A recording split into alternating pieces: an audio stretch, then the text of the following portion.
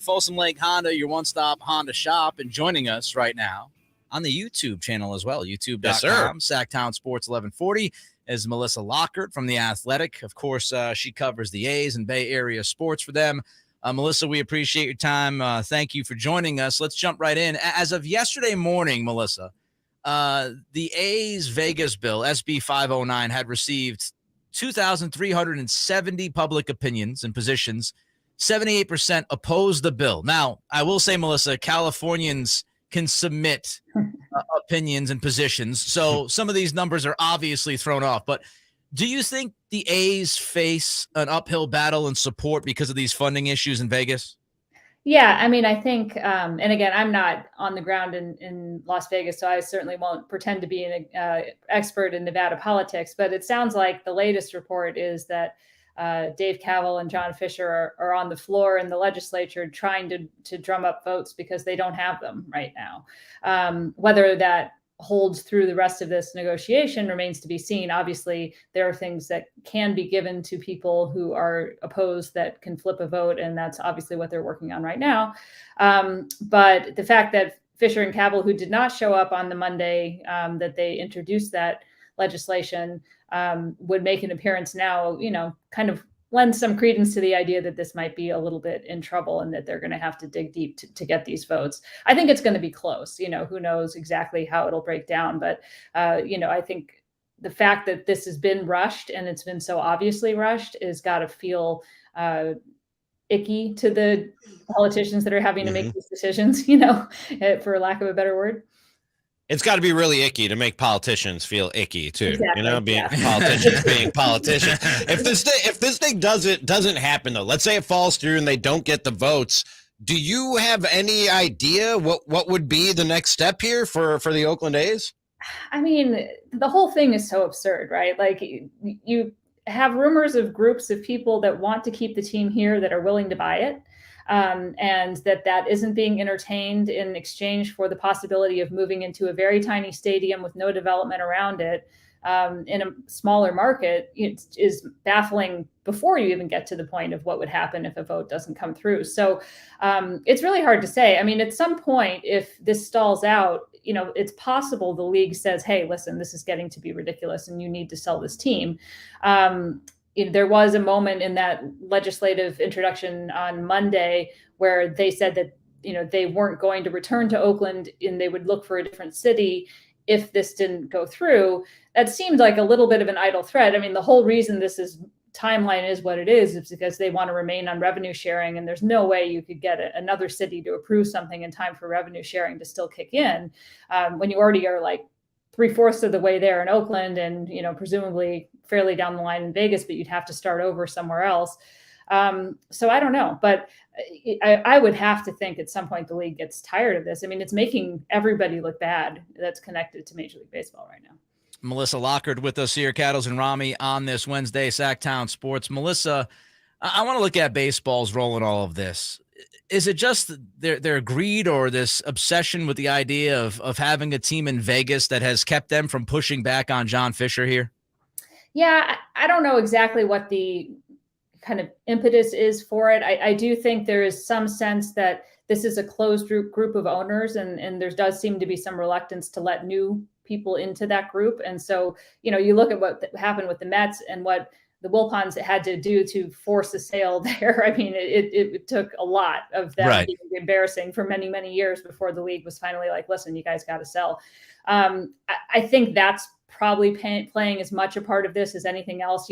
Whoever bought the A's would probably be a Joe Lacob type aggressive, enter into the market. And they don't want that. They want owners that are going to keep the salaries down and push for public funding for stadiums. I mean, they're using the A's as leverage against the Milwaukee Brewers to try to, get money to upgrade that stadium, which I think is one of the greatest ironies ever, considering Bud Selig's absolute hatred of the A's and move to Oakland and how he was so determined to make them leave. And it would be sort of ironic if someday the Brewers are forced to leave and relocate and had to relocate to a new market, maybe in Oakland. So So that might be kind of funny. But in any case, I mean, it's ridiculous. That stadium's fairly new. I can't imagine why $350 million is suddenly needed from the state of Wisconsin to pay for the Brewers to stay there. So, they're looking for handouts. They're looking for owners that are going to vote the way they want them to vote in labor negotiations, which are contentious every few years.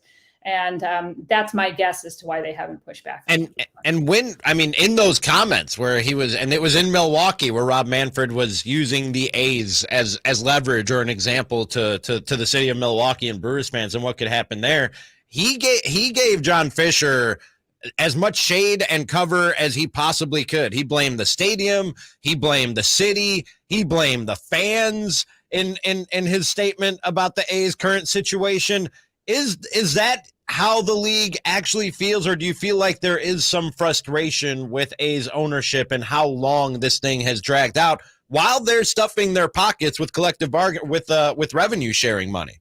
Yeah, I mean, on the one hand, they are taking free money. On the other hand, they're losing all their games this year, right? Like, so all these teams are getting free wins, which I'm sure bothers absolutely none of them. They've never pushed the salary envelope at any point that John Fisher has owned them. So they've been very good boys when it comes to that sort of thing, which is important to them. And, this idea of a privately financed stadium, the Giants pulled it off, obviously, in San Francisco, but that wasn't what baseball wanted. They want their teams to push for publicly financed stadiums. So, using Fisher as a cudgel to kind of get that, back on the kind of track as to what baseball wants is probably what he seems so disinterested in this entire thing. He referred to the site that the A's are looking to build on as the MGM site, which briefly turned everybody into a panic as to, well, they picked another site. Well, it's just because he probably looked at those ridiculous renderings and saw MGM was like bigger than anything else on there. But he hadn't even read enough to remember that it was Tropicana now that they were talking about and not MGM. So I don't know that they spend much time thinking about the A's at all, to be honest with you, as absurd as it may seem. So, I think also it's good to remember too, that Manfred works for the owners, right?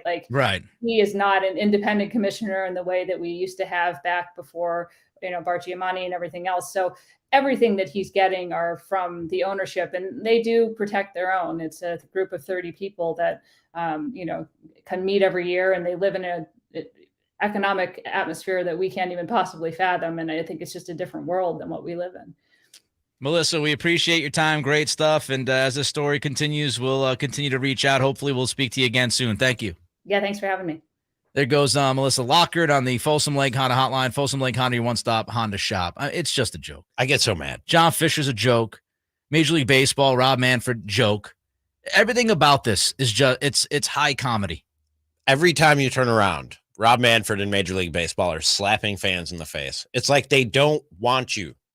They literally go out of their way to offend and put their fans off. Yeah. And it makes Nick, I have no rooting interest in the A's. I didn't grow up in Northern California. I'm not a lifelong A's fan like Jay is, but what they're doing to the A's, what they're trying to do to the Brewers, I don't know how many folks saw what they're doing with the TV deal in San Diego now, where Padres fans are going to have to pay the local and national MLB TV package just to see any Padres game with blackout restrictions, with all of it. Every time you turn around, Major League Baseball is trying to shoo you away from their product. Yeah, I've got YouTube TV. Can't watch the MLB Network. It's a mess. Not only that, you can't watch if your team is on MLB Network and if you have an MLB TV subscription and you go to watch it, it's blacked out because it's on MLB Network, which I don't have access to. Yeah, it's a mess. It's despicable. It's an absolute mess. I hate him. A future Hall of Fame quarterback.